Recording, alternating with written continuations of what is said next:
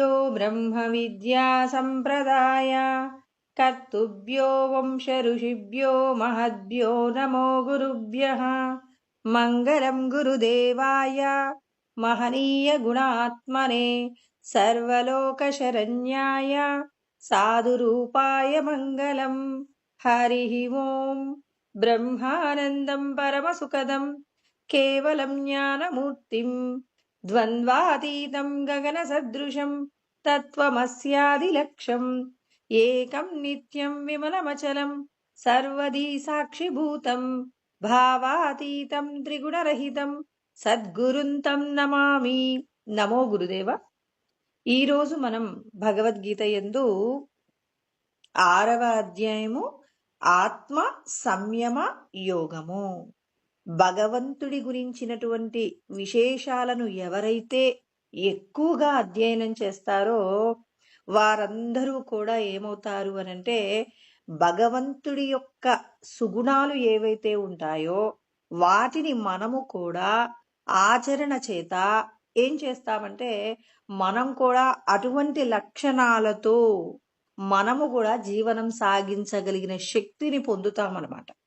ఇప్పుడు ఒక దుర్మార్గుడైనటువంటి వ్యక్తితో మనం స్నేహం చేశామనుకోండి, మన లోపల ఎన్ని మంచి లక్షణాలున్నా దుర్మార్గుడితో స్నేహం అనేది అతనిలో ఉన్నటువంటి ఏవో కొన్ని లక్షణాలనైనా అంటే చెడ్డ లక్షణాలను మనం అలవాటు చేసుకునే అవకాశం మనకు తెలియకుండానే జరుగుతుంది. అదేవిధంగా మంచి కూడా. అందుకే శంకరాచార్యుల వారు అంటారు, సత్సంగత్వే నిస్సంగత్వం అంటారు. సత్పురుషుల యొక్క సాంగత్యం ఏం చేస్తుందంటే విషయాల పట్ల ఉన్న ఆసక్తిని పోగొడుతుంది. నాకు ఇది కావాలి, అది కావాలి, ఇది లేకపోతే నేను జీవించలేను అనేటటువంటి ఆలోచన నుండి మనల్ని సత్య మార్గం వైపు అంటే ఏమంటారంటే యస్య సర్వేషు భూతేషు నశ్యత్సు న వినశ్యతి. సమస్త ప్రాణులు సమస్త వస్తువులు నాశనం అయిపోయినప్పటికీ కూడా నాశనము కానటువంటి సత్యస్వరూపమైనటువంటి ఆత్మ ఏది ఉందో ఆ ఆత్మను మనం తెలుసుకోగలిగినటువంటి స్థితిని పొందుతాం. ఇక్కడ శంకరాచార్యుల వారు చెప్తున్నారు, సత్సాంగత్యము మీకు ఏం నేర్పిస్తుంది అంటే నశించిపోయేటటువంటి యదృశ్యం తన్నశ్యం అంటే కంటికి కనపడుతున్న ప్రతిదీ నశించిపోతుంది. కాబట్టి నశించిపోయే విషయాల మీద వ్యామోహం కలిగి ఉన్నంత కాలము మీరు మళ్ళీ మళ్ళీ మళ్ళీ శరీరాలు తీసుకొని అనేక రకములైనటువంటి కర్మములను మీరందరూ చెయ్యవలసి ఉంటుంది. ఈ సంసారం అనే సాగరంలో మీరు కొట్టుమిట్టాడవలసిందే. మీరందరూ చెయ్యవలసినటువంటి ప్రయత్నం ఏమిటంటే ఈ దేహము యందు బంధించబడి ఉన్నటువంటి సచ్చిదానంద స్వరూపమైనటువంటి ఆత్మయే నేను, కానీ ఈ దేహ సంబంధమైన విషయాలు నేను కాదు, ఇవన్నీ భ్రాంతి చేత కల్పించబడినటువంటి వస్తువులే తప్ప శాశ్వతం కాదు అని ఎవరైతే నిరంతరము సాధన ద్వారా తెలుసుకుంటారో, కేవలం శాస్త్రంలో చెప్పబడిన విషయాలను వినటం ద్వారా కాదండి, విన్నటువంటి విషయాన్ని మనం ఆచరణలో పెట్టి అనుభవపూర్వకంగా అనుభూతులు పొందుతున్నప్పుడు కలిగేటటువంటి ఏదైతే సుఖానుభూతి ఉంటుందో ఆ సుఖానుభూతిని ఎవరైతే అనుభవిస్తుంటారో వారికి భగవంతుడిగా వారు ఏమవుతున్నారు, మార్పు చెందుతూ ఉన్నారన్నమాట. ఒక కీటకము భ్రమరము మాదిరిగా మారడానికి నిరంతరము ఆ కీటకం భ్రమరాన్ని స్మరణ చేస్తూ చేస్తూ చేస్తూ చేస్తూ ఎలా అయితే భ్రమరముగా మారిపోతుందో అదే విధంగా మనం ప్రవర్తన చేత మనలోపట ఉన్నటువంటి కామక్రోధ లోభ మోహ మద మాత్సర్యములనే 6 వస్తువులను ఏం చేస్తున్నాం, ఎలా అంటే సత్వస్తువులుగా తయారు చేస్తున్నాం. అసత్వస్తువులుగా ఉన్నటువంటి వస్తువులన్నింటినీ ఏం చేస్తామంటే ఇప్పుడు కోరుకుంటాం. ధర్మా విరుద్ధో భూతేషు కామోస్మి భరతర్షభ అని కృష్ణ పరమాత్మ చెప్పారు. ధర్మ విరుద్ధము కానటువంటి కోరిక ఏమై ఉంది అంటే చాలా మంది అంటారు ఇహలోకంలో ఉన్న భార్య బిడ్డలు వీళ్ళకి సంబంధించినటువంటి క్షేమాలను కోరడమే ధర్మ విరుద్ధం కాని కోరిక అంటారు. కాదండి. మన యొక్క స్వధర్మం ఏంటి? కృష్ణ పరమాత్మ చెప్తారు. స్వధర్మే నిధనం శ్రేయ పరధర్మా స్వనుష్ఠితాత్ స్వభావనియతం కర్మ కుర్వన్నాప్నోతి కిల్బిషమని మనకు కృష్ణ పరమాత్మ 18వ అధ్యాయంలో మనకి 47వ శ్లోకంలో మాట్లాడతారు. ఏమంటారంటే, నీ స్వధర్మం ఏమిటి? ఈ దేహానికి సంబంధించిన విషయాలు నువ్వు స్వధర్మం అంటున్నావంటే నీకింకా భగవత్ తత్వం, ఆత్మతత్వం అనుభవంలోకి రాలేదు. అనుభవంలోకి వస్తే ఏమవుతుంది? నీ స్వధర్మం ఏమిటి? ఆత్మస్వరూపమే నీ యొక్క స్వధర్మం అయినప్పుడు నీ యొక్క లక్షణాలు ఏమై ఉన్నాయి? సుహృదం సర్వభూతానాం, ఇతరుల నుంచి ఏదీ కోరకుండా పరులకు ఉపకారం చెయ్యడమే తప్ప అపకారం చెయ్యడం తెలియనటువంటి స్థితిని మనం పొందుతున్నామంటే నువ్వు స్వధర్మాన్ని స్వీకరించావని గుర్తు. ఇంకా ఈ దేహ సంబంధమైన విషయాల కోసం నా పిల్లకు చదువు రావాలని, ఇంకా నా సంతానానికి ఇంకేదో మేలు జరగాలంటున్నారంటే ఇక మీకు సత్య వస్తువు బోధపడలేదు. బోధపడింది అంటే నువ్వేం చేస్తావు ఇక్కడ? ధర్మ విరుద్ధం కాని కోరిక ఏంటి? లోకంలో ఎవరికైనా జరగకూడనటువంటి, అంటే వారు పొందకూడనటువంటి ఎంతో పెద్ద కష్టాన్ని పొందారనుకోండి, ఆ కష్టం నుంచి పోగొట్టడానికి మీ వంతుగా ప్రయత్నంలో భగవంతుణ్ణి స్మరణ చేస్తున్నారు. ఇది ధర్మ విరుద్ధం కానటువంటి కోరిక. పరోపకార నిమిత్తంగానే మీ యొక్క జీవనం కొనసాగుతుంది. ఇది ధర్మ విరుద్ధం కాని కోరిక అవుతుంది. కానీ నా కుటుంబ పోషణ నాకు ఇవ్వండి అంటే భగవంతుడు మనందరికీ పోషణ లేకుండానే చేశారా? మరి మన పెద్దవాళ్ళు నారు పోసిన వాడే నీరు పోస్తారు అనేటటువంటి సామెత ఇది సత్యం కాదా? మనం కోరుకుంటేనే మనం మనకు తల్లిదండ్రులకు జన్మించామా? మనకున్న సంపదలు, మనకున్నటువంటి తెలివితేటలు, మనకున్నటువంటి రకరకాలైనటువంటి విషయ సంపదలన్నీ కూడా ఇవి మీరు కోరుకుంటే కలిగినవా? మనం కోరుకున్నటువంటి వస్తువులు ఏవైతే ఉంటాయో ఆ వస్తువులన్నింటినీ మనమేమనుకుంటున్నాం? ఇప్పుడు సంపాదించి మనం అనుభవిస్తున్నాం అనుకోండి. సంపాదించి అనుభవించినప్పుడు మనమేమనుకుంటామంటే నేను కష్టపడి సంపాదించాను కదండి వాటిని అనుభవిస్తున్నానంటారు. కానీ మరి భగవంతుడు మనం పుట్టక పూర్వమే మనం ఏ సుఖాలతో ఏ విధంగా జీవించాలి అనేది ఆల్రెడీ డిజైన్ చేసి మనం ఈ శరీరాన్ని తీసుకోగానే వాటికి సంబంధించిన తల్లిదండ్రులు, తాత ముత్తాతలు, తర్వాత మనకంటూ ఒక వంశము, తర్వాత మనకు సంబంధించిన ఎన్నెన్నో రకాలైనటువంటి భోగములు, ఎన్నో రకాల విషయాలను అనుభవిస్తున్నామంటే ఇవన్నీ నువ్వు కోరకుండానే వస్తున్నాయి. కాబట్టి భగవంతుడు నీకెప్పుడు ఏది కావాలో అది ఇవ్వడం కోసం అని చెప్పి పరమాత్మ ఏం చేస్తారు? సిద్ధంగా ఉంటారండి. మనం ప్రత్యేకంగా ఏం కోరనవసరం లేదు. కోరుకొని మనం భగవంతుడు ముందు తక్కువ స్థితిని పొందడమే కానీ మరి మనం కోరకుండా ఉన్నప్పుడు భగవంతుడు ఇచ్చేది ఎలా ఉంటుంది అంటే, ఇప్పుడు మన ఇంటి ముందుకి ఎవరైనా అడుక్కునే వాళ్ళు వచ్చి అమ్మ నాకు పెరుగన్నం పెట్టండి, పెరుగన్నం పెట్టకపోతే మీరు అన్నం పెట్టొద్దు అన్నారనుకోండి, అప్పుడు మనకేమనిపిస్తుంది? మీ ఇంట్లో మీరు వండినటువంటి రుచికరమైనటువంటి పదార్థం పెడదామని మీరు అనుకున్నారు. ఆ పదార్థంతో పాటు పెరుగు కూడా పెడదామనుకున్నారు. ఒక అతిథికి నేను ఇవాళ భోజనం పెడదామని పొద్దున సంకల్పం చేసుకున్నాను. ఈలోపు మా ఇంటి ముందుకి ఎవరో ఒక భిక్షగాడు వచ్చారు. ఆయన వచ్చి నాకు పెరుగన్నమే పెట్టండి అని చెప్పేసి అడుగుతున్నప్పుడు ఏమనిపిస్తుంది? అయ్యో, అడుక్కునేవాడికి డిమాండ్ ఏంటండి అని మన కోపం వస్తుందా లేదా? ఈ వ్యక్తి కాదులే, ఇతనికి సరైనటువంటి అర్హత లేదు, వెళ్ళిపోమని అంటాం. చూడండి, రుచ్యాహారం పెడదామనుకున్న మనం అతని యొక్క డిమాండ్, అతని యొక్క అభ్యర్థనలో ఉన్నటువంటి నాకు ఇది మాత్రమే కావాలి అనుకున్నప్పుడు మనకి ఇవ్వవలసిన దానిని కూడా ఇవ్వకుండా ఏం చేస్తాం? వాళ్ళని వెనక్కి పంపించేటటువంటి ప్రయత్నం కూడా చేస్తాం. భగవంతుడు కూడా అంతే. మీకు ఎప్పుడు ఏది కావాలో అది ఎలా ఇస్తారు?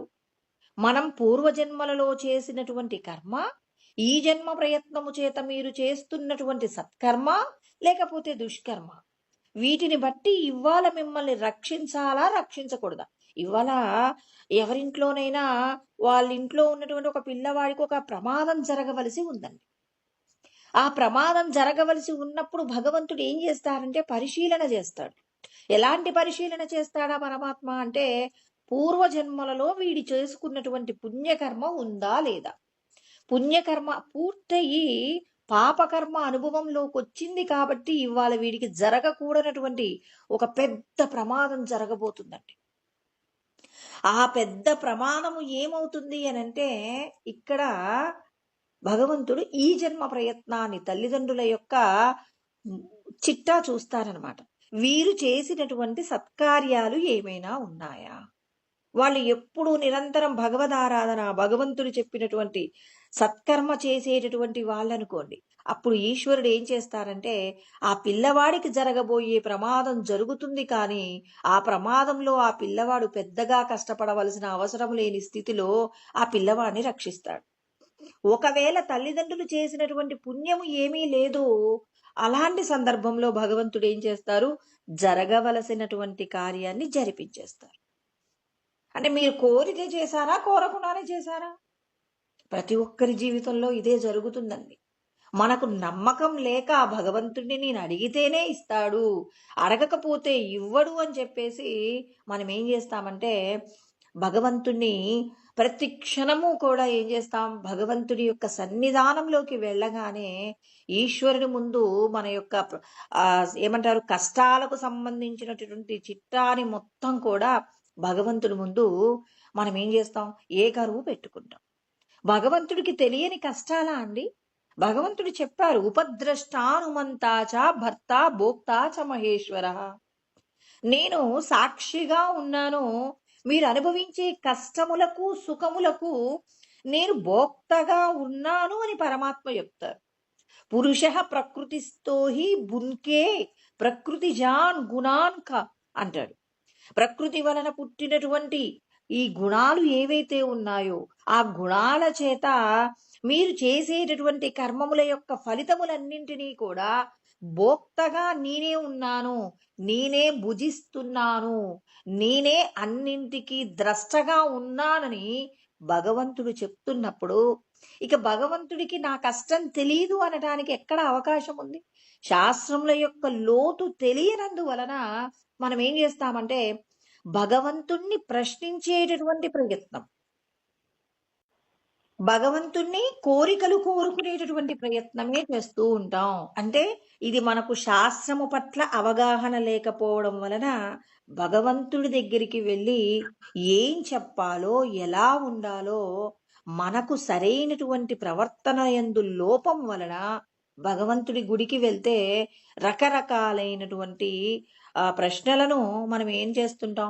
ఆ ప్రశ్నలను మరి భగవంతుడి ముందు సంధిస్తుంటాం. నాకు ఇది చేశారా, అది చేశారా, నేను అది అడిగాను, ఇది మీరెందుకు ఇవ్వలేదు అని చెప్పేసి మనం భగవంతుణ్ణి మనం ఏం చేస్తుంటాం? బాధ పెడుతుంటాం. కానీ భగవంతుణ్ణి ఒకవేళ మనం అడిగి మనం ఆ కోరిక భగవంతుడు తీర్చలేదు అని చెప్పేసి మళ్ళీ మనం బాధపడటమే తప్ప, ఈశ్వరుడు నాకు ఏది ఇచ్చినా మంచే, ఆయనకు తెలియందేముంది అని మనం ఒక్కసారి మీకు ఇంకా భగవంతుడి ముందు నాకు బాగా కష్టంగా ఉంది, నేను ఎవరికి చెప్పుకోవాలో తెలియట్లేదు స్వామి, మీకు తెలిసినా మరొకసారి చెప్తున్నానని.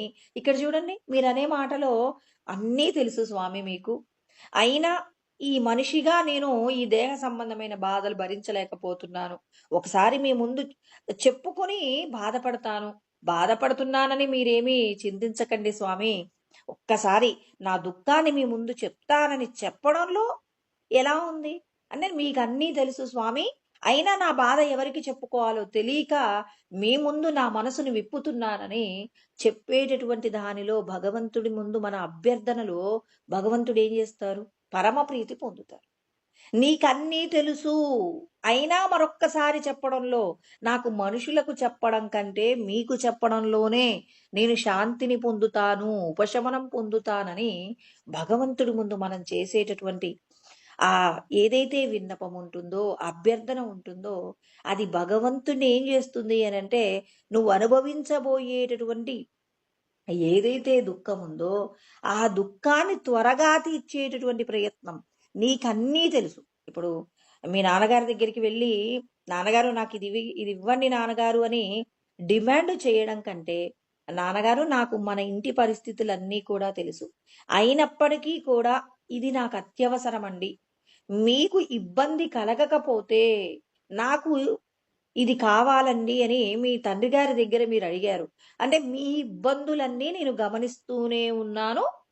అయినా నాకిది అత్యవసరం. ఏం చేయమంటారు? నేనెక్కడికి వెళ్ళను. నేను మిమ్మల్ని కాపోతే ఎవరిని అడగగలను అని మీ నాన్నగారిని అడిగినప్పుడు, మీ నాన్నగారు చెయ్యలేని స్థితిలో ఉన్నా మరొక ప్రయత్నం చేసి మీ కోరికను తీర్చే, మీ అవసరం తీర్చే ప్రయత్నం చేస్తారు. అంటే బాహ్యమునందు ఏ విధంగానైతే తల్లిదండ్రులు పిల్లలకు అన్నీ ఇవ్వటంలో ఎలాంటి ప్రయత్నాలు చేస్తారో, అదే కాకుండా పిల్లవాడు అర్థం చేసుకోకుండా నాన్నగారు కన్నారుగా, కన్నప్పుడు మాకు కావలసిన వస్తువులు మీకివ్వడం మీ బాధ్యత కాదా?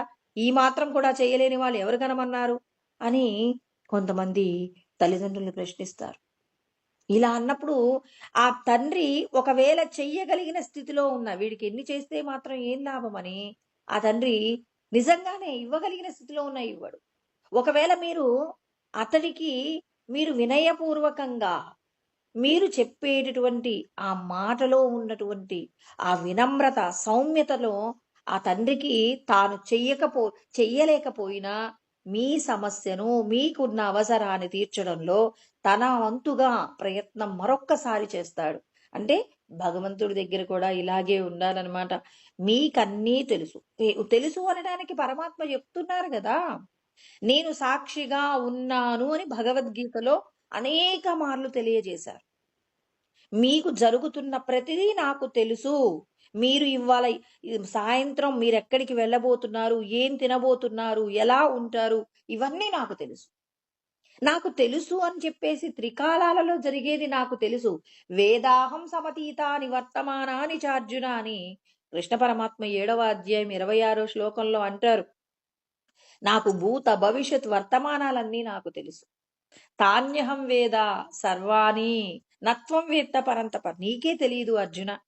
ఏం జరగబోతుందనేది నీకు తెలియక నువ్వు దేహ సంబంధమైన విషయాల మీద భ్రాంతి చేత నేను ధర్మాన్ని విడిచిపెట్టైనా నా బంధువులకు రాజ్యాన్ని ఇచ్చేస్తానంటున్నావు. అది తప్పు నాయనా. జరగబోయేటటువంటి విషయాలన్నీ కూడా నాకు తెలుసు. మయైవైతే నిహతాహ పూర్వమేవ నిమిత్త మాత్రం భవ సవ్యసాచినని కృష్ణ పరమాత్మ 11వ అధ్యాయం 33వ శ్లోకంలో చెప్తారు. నేను ఆల్రెడీ డిజైన్ చేసి పెట్టాను. సినిమా డైరెక్టర్ గారి దగ్గరికి వెళ్ళి, ఆ డైరెక్టర్ గారు ఇప్పుడు ఈ ఈ ఈ క్యారెక్టర్ తర్వాత ఇంకో క్యారెక్టర్ ఇలా ఉంటే బాగుంటుందండి అని చెప్పేసి మనం అన్నాం అనుకోండి. అంటే ఇప్పుడు డైరెక్టర్ గారి యొక్క ఆలోచన ప్రకారంగానే సినిమా తీయబడుతుందా? లేకపోతే ఆల్రెడీ తీయబడినటువంటి సినిమా దగ్గరికి వెళ్ళి ఈ ఈ ఈ డైలాగ్ తర్వాత ఇంకో డైలాగ్ వస్తే బాగుండని డైరెక్టర్ గారి దగ్గరికి వెళ్ళి అడగటం ఎంత హాస్యాస్పదంగా ఉంటుంది. అదే విధంగా భగవంతుడి దగ్గరికి కూడా వెళ్ళి నీకు తెలీదా నాకు కష్టం వస్తుందని, నా కష్టం తీర్చే బాధ్యత మీకు లేదా అంటే భగవంతుడు అంటున్నారు, సరే అమ్మా, మీరు పోయిన జన్మలో ఏవో పుణ్యాలు చేశారో, పాపాలు చేశారో, ఆ జన్మలో మీరు ఇతరులకు సరిగా ఈ జన్మలో ఎవరైనా కష్టాలున్నాయనుకోండి, స్వ ఆ కష్టాలన్నింటినీ ఏం చేస్తారంటే, ఏ కరువు పెట్టుకుంటారు. భగవంతుడేమంటారు, మీ కష్టాలు ఏ కరువు పెట్టుకోవడం మానేసి, పూర్వజన్మలలో చెయ్యలేనటువంటి ప్రయత్నాన్ని ఈ జన్మ ప్రయత్నం చేత కొనసాగించండి. అప్పుడు మీ కష్టాలలో నుంచి మీరు బయటపడతారు. అందుకే కదండీ కనకధార స్తోత్రం ఎందుకొచ్చింది?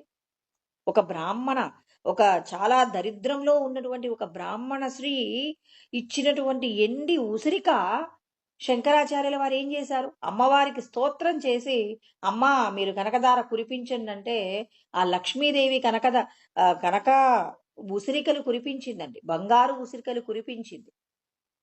కురిపించిన తర్వాత శంకరాచార్యుల వారు అడిగారనమాట. మొదట ఆ బ్రాహ్మణ వనిత వేసినటువంటి ఏదైతే ఎండిపోయిన ఉసిరికను ఆ భిక్షపాత్రలో వేయగానే స్తోత్రం చెయ్యక పూర్వం అంటే, అమ్మా ఈ బ్రాహ్మణ వనిత చాలా దరిద్రంలో ఉంది, ఆమెను కరుణించండి అమ్మా అని చెప్పేసి ప్రార్థిస్తాడు. ఆ ప్రార్థనకి అమ్మవారు ఏం చేస్తుందంటే ఆ బంగారు ఉసిరికలు కురిపించదండి. తర్వాత శంకరాచార్యుల వారు కనకధార స్తోత్రం చేస్తారు. ఆ స్తోత్రం చేసిన తర్వాత కురిపిస్తుంది. ఎందుకమ్మా నేను మొదట అడిగినప్పుడు కురిపించలేదు? నువ్వు దయగల్ల తల్లివే గదా! అంటే, నాయనా ఇవాళ నువ్వేం జేస్తున్నావు? ఒక దరిద్రంలో ఉన్నటువంటి ఒక ఇంటికి వెళ్ళి మరి వాళ్ళ యొక్క కష్టం తీరుస్తున్నావు. కానీ ఇవాళ పూర్వజన్మలలో చేయలేనటువంటి పుణ్యాలు ఎవరైతే పుణ్యాలు చేయలేదో, ఎవరైతే పాపపు కర్మలు చేశారో, అలా పాపపు కర్మలు చేసినటువంటి వారు ఏం జేస్తారు? ఈ జన్మలో కష్టపడుతుంటారు. మరి నువ్వు ఈ ఒక్క స్త్రీ యొక్క కష్టమే కాదు. లోకంలో ఏ ఒక్కరు కష్టంలో ఉన్నా, వారి యొక్క కష్టం పోగొట్టుకోవాలంటే, నీ నోటి నుంచి వచ్చినటువంటి కనకధార స్తోత్రాన్ని ఎవరైతే నిరంతరం స్మరిస్తారో, అంటే దరిద్రంలో ఉన్నటువంటి వారు, కష్టాలలో ఉన్నటువంటి వారు, ఆర్థికంగా ఇబ్బందులు పడేవారు, కనకధార స్తోత్రాన్ని మరి బ్రాహ్మణులు చెప్తారండి. ఎన్నిసార్లు ఎంత కాలంలో చెయ్యాలి అని చెప్పేసి వాళ్ళు చెప్తారు.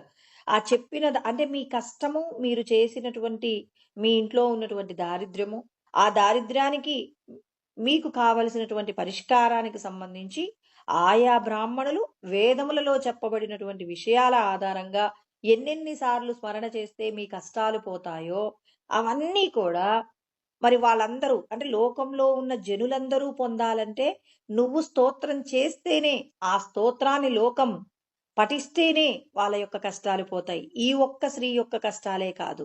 అంతేకాని శంకరా నువ్వొక మాట అంటే నేను కనక వర్షాన్ని కురిపించలేను అని అనుకోకు. నీ మాట నాకు శిరోధార్యం. ఎందుకంటే బ్రహ్మజ్ఞాన సంపన్నుడవు. నువ్వు పిలిస్తే నేను ఖచ్చితంగా ఇవ్వగలను. కానీ లోకమందరినీ కూడా ఉద్ధరించాలంటే నీ నోటి నుంచి వచ్చేటటువంటి స్తోత్రం ఎవరైతే చేస్తారో ఆ స్తోత్రం చేసిన వారందరికీ కూడా మంచి జరుగుతుంది. అంటే ఈ జన్మ ప్రయత్నం చెయ్యండి అని చెప్తున్నారు. ఇప్పుడు మన ఇంట్లో నీళ్లు రాలేదనుకోండి. ఒకవేళ బయట నుంచి వచ్చేటటువంటి నీళ్ళ అవకాశం ఉంది. ఇవాళ నీళ్లు రాలేదనుకోండి. లేకపోతే ఎవరో ఫోన్ చేసి మీ వాళ్ళకేదో ఇబ్బందయింది అని చెప్పేసి ఫోన్ చేశారనుకోండి. ఇప్పుడు పూజ చేస్తున్నటువంటి వాళ్ళు ఏం చేస్తారంటే ఆ పూజ ఆపేస్తారు. అయ్యో! మా వాళ్ళకి ఇలాంటి కష్టం జరిగిందంట అని చెప్పేసి చేస్తున్నటువంటి పనిని ఆపేస్తారు. సీతమ్మ తల్లండి అశోకవనంలో ఉన్నప్పుడు ఆంజనేయ స్వామి వెళ్తారు గదా! వెళ్ళినప్పుడు సీతమ్మ తల్లి ఈయనను అడుగుతుందనమాట. ఎవరిని? ఆంజనేయ స్వామిని అడుగుతుంది. భార్యని రావణాసురుడు తీసుకువెళ్ళిపోయాడని చెప్పేసి దుఃఖంతో ఏడుస్తున్నాడా? లేకపోతే అగ్నిహోత్రం, సంధ్యావందనం లాంటి పూజాది క్రతువులు చేస్తూ ఉన్నాడా? అంటే అన్నింటినీ వదిలేశాడా?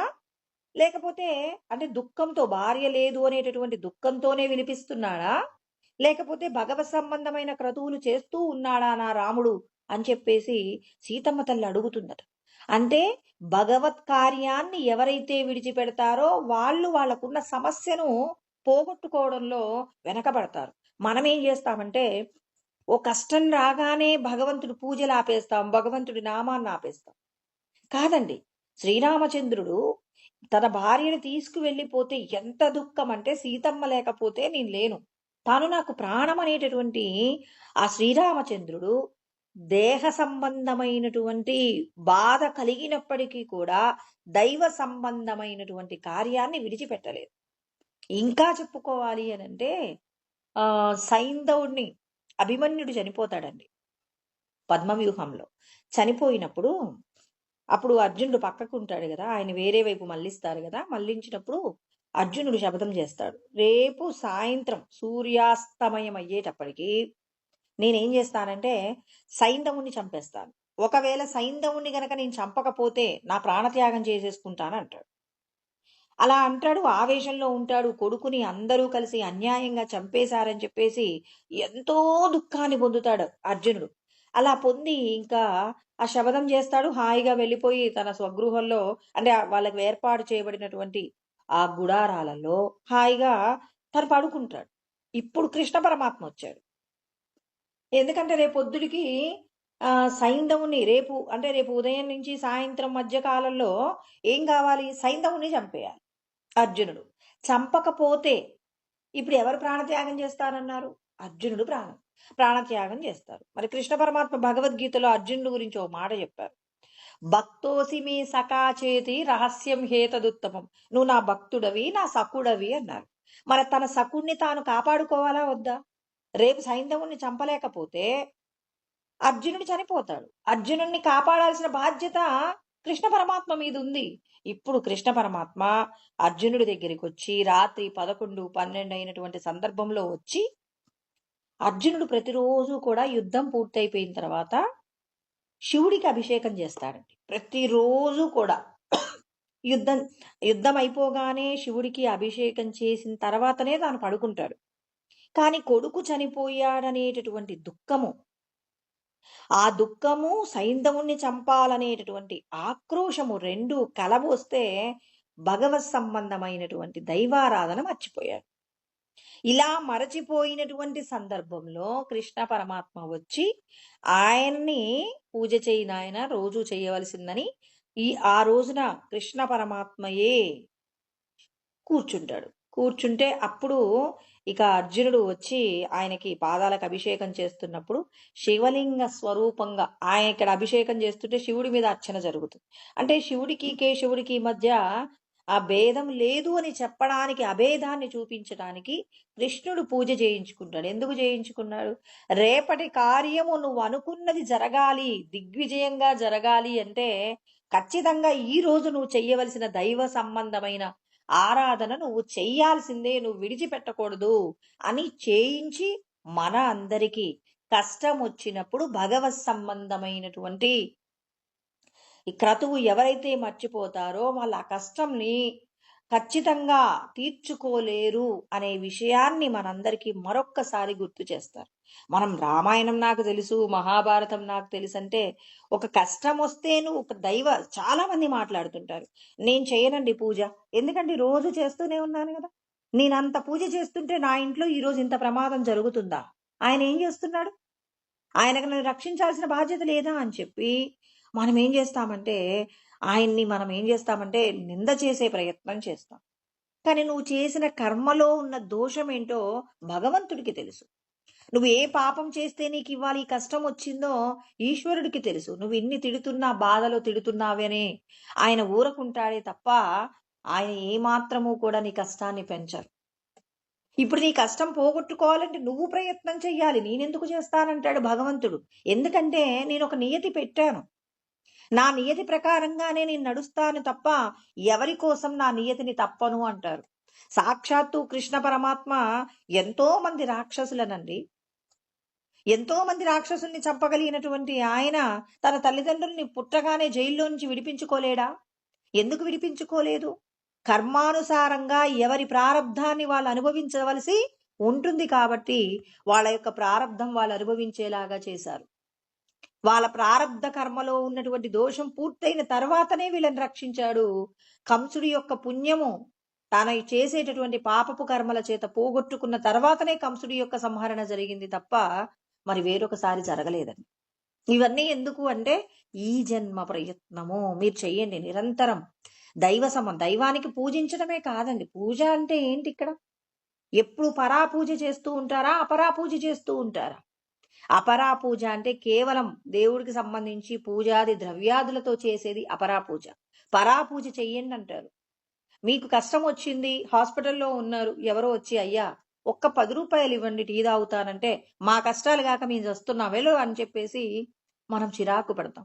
ఈశ్వరుడు అంటారు ఇప్పటికిప్పుడు మీరు పూజ గదిలోకి వెళ్ళి పూజ చేయగలరా? అంతకంటే గొప్ప పూజ మీరు ఏం చేయాలి?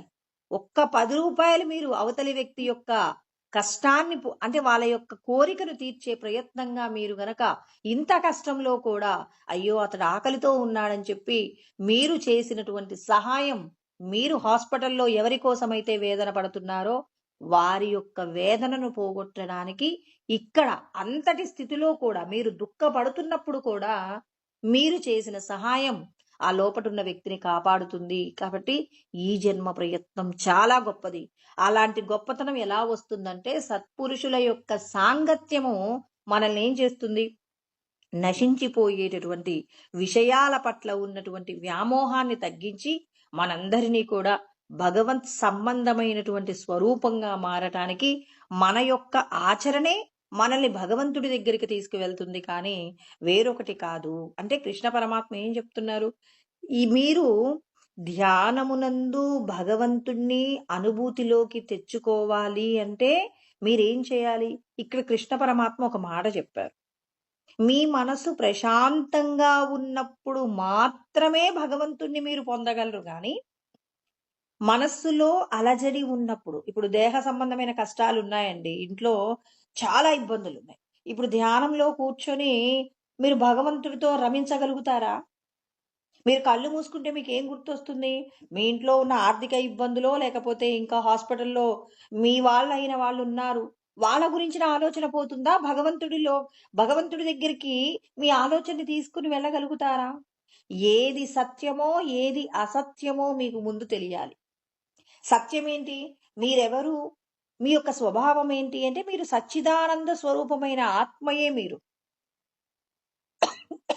అంటే ఆత్మస్వరూపంగా మీరున్నారు కాబట్టి, ఆత్మస్వరూపంగా మీరున్నప్పుడు ఈ దేహ సంబంధమైన విషయాలన్నీ వస్తుంటాయి, పోతుంటాయి అని చెప్పి మీరిక్కడ ఒక నియమాన్ని పాటించాలంటారు. మీకు ప్రశాంతమైన ఆత్మ మీకు కలగాలంటే ఆయన చెప్పినటువంటి ఒక నియమం ఏమిటంటే బ్రహ్మచారి వ్రతే స్థితః. మనం అందుకే మన కుటుంబాలలో ఏం చేస్తుంటామంటే సత్యనారాయణ స్వామి వ్రతం అని చెప్పేసి, తర్వాత ఇంకా మనం ఏం చేస్తుంటాం 7 వారాల వెంకటేశ్వర స్వామికి సంబంధించినటువంటి పూజ, క్రతువు, ఇట్లా లేకపోతే శివుడికి సంబంధించినటువంటి దీక్ష, అయ్యప్ప స్వామికి సంబంధించి, నరసింహస్వామి, అమ్మవారికి సంబంధించి ఏదో ఒక దీక్ష మనం తీసుకుంటాం.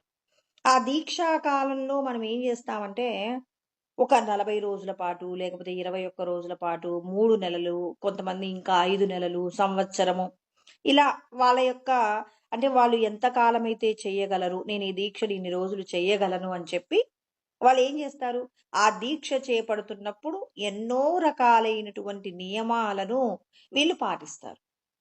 కనపడుతున్న చుట్టూ లోకంలో ఎవరున్నా ఆడవాళ్ళు కనిపిస్తే మాత అని, తర్వాత మరి ఇంకా ఏం చేస్తారు? ప్రతి ఒక్కరిని కూడా సోదర భావము చేత దైవ స్వరూపంగా వాళ్ళేం జేస్తారు?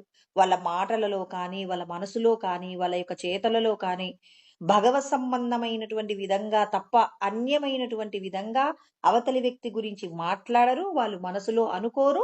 చాలా జాగ్రత్తగా ఉంటారు. అంటే నిష్టతో ఉంటారు. ఇక్కడ భగవంతుడు గూడా జెప్పారు. నేను మీకు దొరకాలి అంటే ఇక్కడ పరమాత్మ దేని గురించి చెప్తున్నారు? ధ్యానం గురించి చెప్తున్నారు. ధ్యానంలో భగవంతుడిని నువ్వు తెలుసుకోవాలి అంటే ఇప్పుడు నీకు ఈ నియమం అనేది బయట ఉండాలి. ఈ నియమం అనేది లేకుండా నేను భగవంతుణ్ణి లోపలికి వెళ్ళి దర్శనం చేస్తాను, భగవంతుణ్ణి అయిపోతానంటే అది కుదరదండి. అదంతా కూడా ఏంటంటే జస్ట్ మాటలకి బావుంటుందేమో, వాచా వేదాంతం బావుంటుందేమో కానీ, ఆచరణలోకి రావాలి అంటే మాత్రం మీరు ఖచ్చితంగా ఈ నియమం పాటించాలి. ఈ శరీరానికి, మనస్సుకు, వాక్కుకు సంబంధించి మీరు ఆ నియమం పాటించాలి. నియమం పాటించకుండా నేను చేరకుండా ఇప్పుడు మన ఇంట్లో ఏదైనా శుభం జరగాలంటే ఏం చేస్తాం? ఆ శుభానికి సంబంధించి మనం కొద్ది రోజుల పాటు దీక్ష తీసుకుంటున్నాం.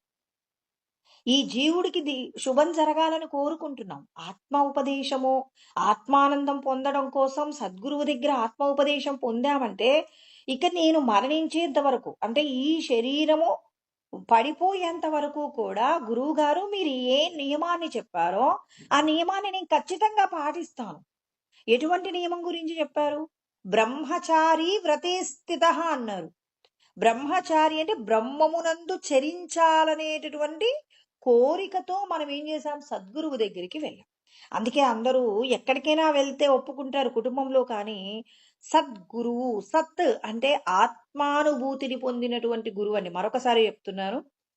ఆత్మానుభూతిని పొందినటువంటి గురుస్వరూపము ఏదైతే ఉంటుందో, ఆ గురుస్వరూపము దగ్గర మనం ఉపదేశాన్ని పొందితే ఎలా ఉండాలంటే, ఇక జీవితాంతం మనం ఏం చేయాలి?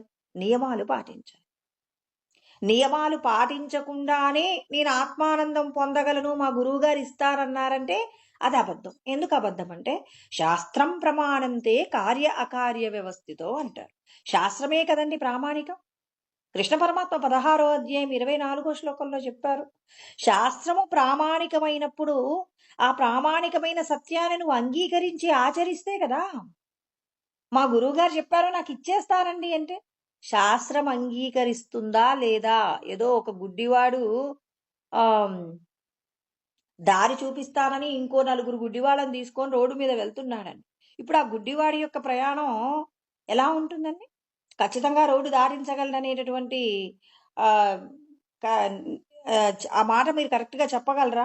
ఇతడు ఖచ్చితంగా అందరినీ రోడ్డు దాటిస్తాడు, వాడైనా దారిలో అందులో పడిపోతాడు, లేదా వెనక వచ్చేటటువంటి వాళ్ళైనా అక్కడ ఉన్నటువంటి ఏదో ఒక ప్రమాదానికి వాళ్ళు ఇబ్బంది పడతారు. అంటే ఒక గుడ్డివాడు ఇంకో నలుగురు గుడ్డివాళ్లకు దారి చూయించలేనట్టుగా ఆత్మానుభూతిని పొందనటువంటి గురుస్వరూపాలుగా చెప్పబడుతున్నటువంటి సద్గురువు అని పేరు పెట్టుకున్న వాళ్ళు మరి మిమ్మల్ని ఏం చేస్తున్నారు? మీ యొక్క ఆచరణకు సంబంధించినటువంటి విషయాలలో మిమ్మల్ని ఏం చేస్తున్నారు? తప్పు త్రోవ పట్టిస్తారు. మీ యొక్క ఆచరణ ఎలా ఉండాలి? ఇక్కడ నియమాలు చెప్పారు. ఏ నియమాలు చెప్తున్నారు? బ్రహ్మచారి వ్రతే స్థిత. ఒక్క 30 రోజులు, ఒక్క 21 రోజుల పాటు తీసుకునే దీక్షలో ఎన్ని నియమాలు పాటిస్తారో అలాంటి నియమాల కంటే కొన్ని వందల రెట్ల నియమాలు ఈ ఆత్మ ఉపదేశంలో ఉంటాయి. ఎంతో కఠినమైనటువంటి జీవితం గడపాలని, కఠినమైనటువంటి జీవితాన్ని గడపకుండానే నాకు ముక్తి దొరుకుతుంది అని చెప్పేసి వాచా వేదాంతాన్ని నమ్మబోకండి. భగవంతుడు ఇచ్చినటువంటి కొన్ని కోట్ల జన్మలలో చేసిన పుణ్యం ఉంటే ఈ మానవ శరీరం వచ్చింది. ఈ మానవ శరీరాన్ని దుర్భరం చేసుకోకండి. ఈ శరీరంతో మీరు చెయ్యవలసిన సాధన ఏంటి? మీ అంతట మీరు బ్రహ్మచారి వ్రతే స్థిత, బ్రహ్మమునందు చరించాలనేటటువంటి కోరిక చేత ఏ నియమాన్నైనా మనం ఏం చేస్తాం? చాలా ఒక గడ్డిపోచ మాదిరిగా విడిచిపెడతారు. మనకి సీతమ్మ తల్లికి రావణాసురుడు ఎన్ని రకాలైనటువంటి మాటలు మాట్లాడతాడోనండి. మనం వింటే రామాయణానికి సంబంధించినటువంటి సుందరకాండ విన్నప్పుడు ఎన్నో రకాలైనటువంటి భ్రమలకు గురి చేస్తారు. నీ భర్త నిన్నెప్పుడో మర్చిపోయి ఉంటారు, తర్వాత నువ్వు నన్ను వివాహం చేసుకో, నువ్వు నాతో ఉండు, నీకు కావలసినటువంటి ఆ భోగభాగ్యములన్నింటినీ కూడా నీకు నేను అన్నీ ఇస్తాను అని చెప్పేసి ఆమెని రకరకాలుగా సామదాన భేద దండోపాయాలలో అతడికి ఏది కావాలనిపిస్తే అది పాటించి అన్నింటినీ కూడా పాటించి సీతమ్మ తల్లిని భయభ్రాంతులకు చేసే ప్రయత్నం. ఆ చుట్టూ అక్కడ ఆయన దగ్గర ఉన్నటువంటి ఆ ఎవరైతే ఆ రాక్షస సంబంధమైనటువంటి ఆ స్త్రీలు ఉంటారో వాళ్ళందరూ కూడా సీతమ్మ తల్లిని భయపెట్టే ప్రయత్నం కూడా చేస్తారు. ఎన్నో రకాల ప్రయత్నాలు చేస్తారు, ఎన్నో రకాలుగా బుజ్జగింపులు చేస్తారు. కానీ సీతమ్మ తల్లి రావణాసురుడి యొక్క ముఖం చూసేటటువంటి ప్రయత్నం కూడా చేయదు. రావణాసురుని ఒక తృణము అంటే ఒక గడ్డి పరకను ఒకటి తీసుకొని అక్కడ పెట్టి మాట్లాడుతుంది. ఏమని మాట్లాడుతుంది? అదే సత్య వస్తువుని పొందడంలో ఎన్ని రకాలైనటువంటి వ్యామోహాలు, ఎన్ని రకాల బెదిరింపులు, ఎన్ని రకాలుగా మిమ్మల్ని పట్టుకున్నప్పటికీ ఆ సత్య వస్తువును పట్టుకోవడానికి మీరు భగవంతుడు శాస్త్రం నందు చెప్పబడిన విషయాల ఆధారంగానే ముందుకు పోవాలే తప్ప వాళ్ళెవరో నన్ను బెదిరించారండి, బెదిరిస్తే నేను భయపడిపోయానండి, లేకపోతే వాళ్ళు నన్ను మోహంలోకి పరిగెత్తించారండి, అందుకే నేను ఇది చేయకూడనిది చేశానండి అని చెప్పేస్తే ఇప్పుడు ఇష్టపడి చేసినా కష్టపడి చేసినా ఒక తప్పు చేశారు అంటే అది ఏమవుతుంది? మిమ్మల్ని ప్రమాదంలోకి తీసుకొస్తుంది. అగ్నిని ముట్టుకుంటే మంచిదన్నారండి, దానివల్ల ఏ ప్రమాదం ఉండదన్నారండి. అందుకే నేను నమ్మి అగ్నిని ముట్టుకున్నాను అంటే ఇష్టమై ముట్టుకున్నా, ఇష్టం లేక ముట్టుకున్నా మీ చెయ్యి కాలుతుందా లేకపోతే కాలకుండా ఉంటుందా? వాళ్ళే చెప్పారండి అంటే కాలేది ఎవరిది? నీదే కదా. నువ్వు చేసినటువంటి పుణ్యం వల్లే నీకు మానవ శరీరం వచ్చింది, అది వేరెవరు నీకు ఇప్పించింది కాదు. నువ్వు చేసిన పుణ్యానికి నీకు ఇవ్వాల లోకమంతా వ్యాపించినటువంటిది ఆత్మస్వరూపమే అనే సత్యం ఇవాళ నువ్వు పట్టుకుంటున్నావు అంటే నీ యొక్క పుణ్యము, నువ్వు చేసిన సత్కార్యాలు, నువ్వు పరోపకార నిమిత్తంగా జీవించినటువంటి నీ జీవనమే ఇవాళ నిన్నేం చేసింది? భగవంతుడు శాస్త్రమునందు చెప్పబడిన సత్యాన్ని ఆచరించడానికి కావలసిన విధంగా నిన్ను భగవంతుడు ఏం చేస్తున్నాడు? నిరంతరం నిన్ను నడిపిస్తున్నాడు. నీ లోపల ఉన్న సద్గురువుని నమ్ము. అందుకే కదండి కృష్ణ పరమాత్మ ఉత్తర గీతలో శిలామృద్ధారు పాత్రేషు దైవబుధి ప్రకల్పితాః అకల్పిత స్వయం జ్యోతిరాత్మనో దేవతానకిమంటారు. మీ లోపటున్న దైవాన్ని నమ్మండి. ఎందుకు శిలల చేత మట్టి చేత చేయబడిన విగ్రహాలను నమ్ముతారు? దైవాన్ని పొందాము అని చెప్పేసి చెప్పుతున్నటువంటి ఒక వేషం వేసుకున్న మరి కొంతమంది గురుస్వరూపాలు చెప్తున్న మాటలు ఎందుకు? అంటే వాళ్ళనైనా నమ్ముతారు కానీ నన్నెందుకు నమ్మరు? నేను మీ లోపట ఉన్నాను కదా, నన్నెందుకు ఉన్నారని గుర్తించరు? ఒక రాయి మీద కొంచెం పసుపు కుంకుమ వేస్తే మనం ఏం చేస్తాం? నమస్కారం చేసి వెళ్ళిపోతాం, ఆ రాయిలో దైవం ఉందని. మరి మీ లోపట ఉన్న దైవాన్ని గుర్తించడంలో మీకు ఏం బాధ ఉంది అని కృష్ణ పరమాత్మ కొంత కఠినంగానే మాట్లాడతారు. మీలో ఉన్న దైవాన్ని తెలుసుకోనంత వరకు మీరు కష్టపడతారు. మీలో ఉన్న దైవాన్ని మీరు పొందాలి అంటే కొన్ని నియమాలుంటాయి. నియమాలు లేకుండా కష్టపడకుండా ఒక పిల్లవాడు ఒక ఉద్యోగం సంపాదించలేడు. కష్టపడకుండా ఒకరు ఇల్లు కట్టుకోలేరు. కష్టపడకుండా ఒక ముద్ద ఆహారాన్ని తినటం మనకు సాధ్యం కాదు. అంటే జీవితంలో భగవంతుడు మనందరికీ ఏం నేర్పించారు? మీరు కష్టపడకుండా మీ దగ్గరికి ఏదీ రాదు. ఒకవేళ అది వచ్చింది అంటే అది మిమ్మల్ని ప్రమాదంలో పడవేస్తుంది. ఎత్తదగ్రే విషమివ పరిణామే అమృతోపమం తత్సుఖం సాత్వికం ప్రోక్తం ఆత్మబుద్ధి ప్రసాదనం అంటారు. మొదట కష్టమే వస్తుంది. కష్టం వచ్చిన తర్వాత వచ్చే ఫలితం కోసం మీరు ఎదురు చూడండి. విషయేంద్రియ సంయోగాది ఎత్తదగ్రే అమృతోపమం. విషయ సంపర్కం వల్ల ఇవాళ మీకు పూజలు అవసరం లేదు, దేవాలయానికి వెళ్ళనవసరం లేదు. మీరేం తిని భగవంతుడిని స్మరణ చేసినా భగవంతుడి మీ యొక్క కోరికలు తీరుస్తాడు అని మాట్లాడేటటువంటి వారి యొక్క మాటల చేత ఎవరు మోసపోతారంటే, మాట్లాడిన వాళ్ళ మాటలు మనకి తీయగా అనిపించినప్పుడు మనం ఇచ్చేటటువంటి ఏదైతే ఐశ్వర్యం ఉంటుందో ఆ సంపదల చేత వాళ్ళు సంతోషంగా బతుకుతారు. కానీ నాశనం అయ్యేది మన జీవితమే. ఇక్కడ పరమాత్మ ఏమంటున్నారు? ఎన్ని చోట్ల చెప్పారండి. లేవగానే సద్గురు ఉపదేశం, ఏ దీక్ష తీసుకున్నా లేవగానే స్నానం చేసిన తర్వాత చేసేటటువంటి కార్యము ఏమవుతుంది? దైవ కార్యంగా మారుతుంది.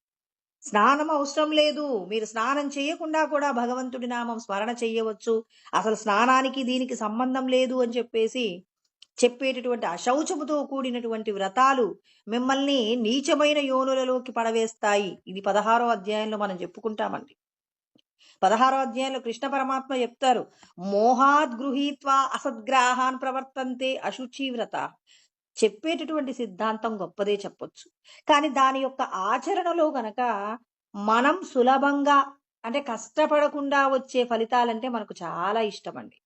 అందుకని మనం ఏమనుకుంటామంటే, అబ్బోయి నేను ఇక్కడికి వెళ్తే రోజు దేవాలయాలకి వెళ్ళడం, నిత్య నైమిత్తిక కర్మలంటే రోజువారి పూజాక్రతువులు చెయ్యాలి, ఇంకా ఏదైనా పండుగలు విశేషాలు వచ్చినప్పుడు మళ్ళీ ప్రత్యేకంగా దేవాలయాలకు వెళ్ళి అర్చనలు అభిషేకాలు ఇవన్నీ చెయ్యాలి. ఇవన్నీ కాకుండా హాయిగా మనం గుడికి పోయేది లేదట, ఏమీ లేదు, ఎప్పుడైనా వెళ్తే గురువు యొక్క ఆశ్రమానికి వెళ్ళిపోతే చాలు, అంతే, ఇంక మన జీవితానికి భగవంతుడు ముక్తినిస్తాడు అంటే అలా చెప్పలేదండి కృష్ణ పరమాత్మ, అస్సలు చెప్పాల. నిత్య నైమిత్తిక కర్మలు నువ్వు చేస్తూ ఏం చేస్తావు? ఎంతవరకు ఏది పరా ఏది అపరా అని తెలుసుకుంటూ, ఇప్పుడు ఇంతకు ముందు దేవాలయంలోకి అర్చనలు చెయ్యకపోతే భయం, ఇప్పుడు దేవాలయానికి వెళ్ళగానే దేవాలయాన్ని శుభ్రం చేయడం, అక్కడ నీకు ఏ పని చేతనవుతుందో ఆ పని చేసి పరాపూజ చేసుకునేటటువంటి ప్రయత్నంలో ఇతరులకు ఉపకారం చేస్తూ నువ్వేం చేస్తున్నావు? నిన్ను నువ్వు ఏం చేసుకోవాలి? ఉద్ధరించుకోవాలి. దానిలో ఉన్నటువంటి పద్ధతులు తెలుసుకోవాలి. కానీ మేము దేవాలయాలకు వెళ్ళమండి, మాకు అసలు కార్తీక మాసాలు శ్రావణ మాసాలు ఇవన్నీ మాకు సంబంధం లేదని అంటే ఎవరి జీవితం నాశనం అవుతుంది? మన జీవితాలే నాశనం అవుతాయి. అలా చెప్పుకొని పబ్బం గడుపుకొని పోయినటువంటి వాళ్ళు హాయిగానే బతుకుతారు, కష్టపడకుండా చక్కగా జీవిస్తారు. అంటే ఇక్కడ మనం ఎవరినో నింద చేసే ప్రయత్నం కాదు, మన జీవితాన్ని మనం దిద్దుకోవడంలో ఎవరికి వాళ్ళు ఏం చేయాలి? నిరంతరం భగవంతుడు శాస్త్రమునందు చెప్పబడిన మాటలను తెలుసుకుంటూ ఆచరించాలి. బ్రహ్మచర్యం అంటే అక్కడ చెప్తున్నారు కృష్ణ పరమాత్మ, ఏదైనా ఇప్పుడు నేను తెల్లవారుజామున బ్రాహ్మీ ముహూర్తంలో నిద్ర లేవాలంటే చాలా కష్టం, నాకే కాదు ఎవరికైనా.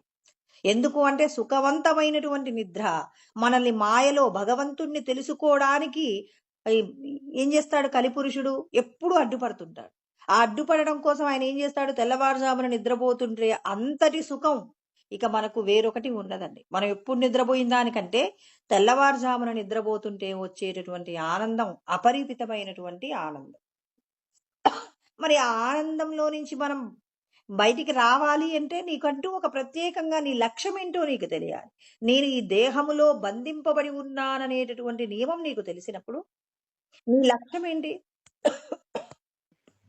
భగవంతుణ్ణి తెలుసుకునేటటువంటి నియమాలు ఏమై ఉన్నాయంటే, ఆ సమయంలో భగవత్ సంబంధమైనటువంటి ఏదైతే స్మరణ, ఏదైతే కార్యము, ఆచరణ, ధ్యానము, ఏదైతే పూజ ఇవన్నీ ఏవైతే ఉన్నాయో వాటిని ఎవరైతే ఆ లోపట ఉన్నటువంటి భగవంతుణ్ణి మెప్పించే ప్రయత్నంగా చేస్తూ ఉంటారో వారికి ఏమవుతుంది? ఈశ్వరుడి యొక్క శక్తి లభ్యమవుతుంది. రోజుకి 10 గంటలు కష్టపడగలిగిన వారికి 12 గంటలు కష్టపడగలిగిన శక్తి వస్తుంది. ఆ సమయంలో నిద్రలేచి భగవత్ సంబంధమైన సాధన చేసుకున్న వారికి అలసట నుంచి బయటపడగలిగిన శక్తి వస్తుంది. అది వాళ్ళు చేసి ఆచరిస్తున్న వాళ్ళకే అర్థమవుతుంది. కానీ వేరొకరికి కేవలం మాటల రూపంలో నిరూపించలేం. కృష్ణ పరమాత్మ కూడా అదే చెప్పారు. నహి జ్ఞానేన సదృశం పవిత్రమిహ విద్యతే. అంటే ఇక్కడ కృష్ణ పరమాత్మ తత్స్వయం యోగ సంసిద్ధ కాలేనాత్మని విందతి. అంటే కేవలం మాటల రూపంలో చెప్పడం కుదరదు. జ్ఞానానికి మించిన గొప్ప వస్తువు ఈ లోకంలో ఏమీ లేదు. అది ఎవరికి వాళ్ళు ఏం చేయాలి? అనుభవపూర్వకంగా నువ్వు ఆ సమయంలో నిద్రలేచి ఒక 40 రోజులు ప్రయత్నం చేసి చూడు. ఆ సమయంలో భగవత్ సంబంధమైనటువంటి క్రతువులు చేసి చూడు. నీ యొక్క రోజు ఎలా గడుస్తుందో నీ అంతట నువ్వే పరిశీలన ద్వారా తెలుసుకోవలసి ఉంటుందే కానీ అది వేరొకరు చెప్పి ఇలా ఉంటే బాగుంటుందండి మీరు చేసుకోండి అంటే అది ఏమవుతుందంటే వినటానికి బాగుంటుంది. కానీ నువ్వు ఆచరిస్తే అనుభవంలోకి తెచ్చుకుంటే నీ యొక్క జీవితం నీతో పాటు నీ చుట్టూ ఉన్న వారి యొక్క జీవితాలు కూడా పావనమవుతాయి. అందుకే కృష్ణ పరమాత్మ స్వయంగా నిర్ణయం తీసుకోండి. నేను ఈ శరీరంలో బంధించబడి ఉన్నానట, నన్ను నేను విడిపించుకోవాలి. మనం మన ఇంట్లో నీళ్లు రాకపోతే మనం ఏం చేస్తాం? దైవ సంబంధమైన కార్యాలన్నీ విడిచిపెడతాం. మరి టీ తాగడం మానేస్తామా? టిఫిన్ తినడం మానేస్తామా? మరి దానికి సంబంధించి మాత్రం చెయ్యం. అక్కడ మనం ఏం చేయాలి? బ్రహ్మచర్యము. ఇక్కడ గుర్తు రావాలి. బ్రహ్మచారి వ్రతే స్థిత. అంటే నేను బ్రహ్మమునందు చరించాలనుకున్నప్పుడు నా జీవన లక్ష్యాన్ని నేనెందుకు వదులుకోవాలని ఉన్నంతలో నువ్వేం చేయవచ్చు?